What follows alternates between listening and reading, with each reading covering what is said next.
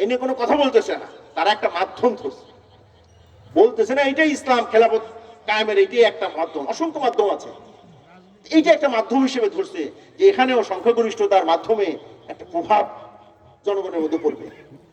আর নাসু আলা দিন মুলুকিহিম, মানুষ তার, আপনি দেখেন শামসুল হক ফরিদপুর রহমতুল্লাহর কাছে দেখা করতে গেছে বঙ্গবন্ধু শেখ মুজিবুর রহমান, তো যাই এই কোট দেখে কাকে হুজুর আপনার কোটটা ভালো লাগছে, তো হুজুর দিয়ে দিচ্ছি, এই কোট সে পরে মুজিব কোট, অথচ এই কোট গুলো এই দেশের ওলামায়ে কেরামের হযরত মাদানী রহমতুল্লাহ এই কোট পড়েছেন, শাইখুল হিন্দ হযরত মাহমুদ হাসান দেওবন্দি রহমতুল্লাহ এরকম কোট পড়েছেন, আমাদের বড় বড় আকরামের দিন এরকম কোট পড়েছেন, তাহলে এটা তো মুজিব কোট হইতে পারে না, উনি কোন একজন আলেমের পড়া পড়ছে।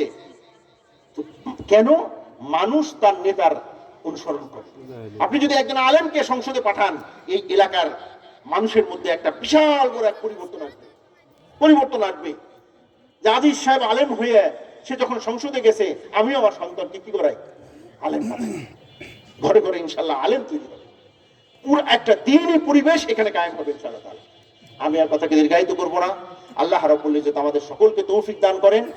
নবীর 4 কাজ করলে নবীর সাথে হাসর, নবীর সাথে জান্নাত। রাজি আছি না ইনশাআল্লাহ তাআলা? তাহলে 1 নম্বর কাজ বলেন দাওয়াত। 1 নম্বর কাজ কি করতে হবে? দাওয়াত। 2 নম্বর কাজ হলো আত্মশুদ্ধি। 2 নম্বর কাজ বলেন আত্মশুদ্ধি বা তাজকিয়া নফস। নবীর 3য় কাজ হলো কোরআন এবং হাদিসের তালিম। আর 4র্থ কাজ হলো আল্লাহর জমিনে আল্লাহর দ্বীনকে প্রতিষ্ঠা করা। রাজি আছি ভাই কাজ করার জন্য? আল্লাহ আমাদের সকলকে তৌফিক দান করেন। ওয়া দাওয়ানা আনিল হামদুলিল্লাহি রাব্বিল আলামিন। আসসালামু আলাইকুম ওয়া রাহমাতুল্লাহি ওয়া বারাকাতুহু।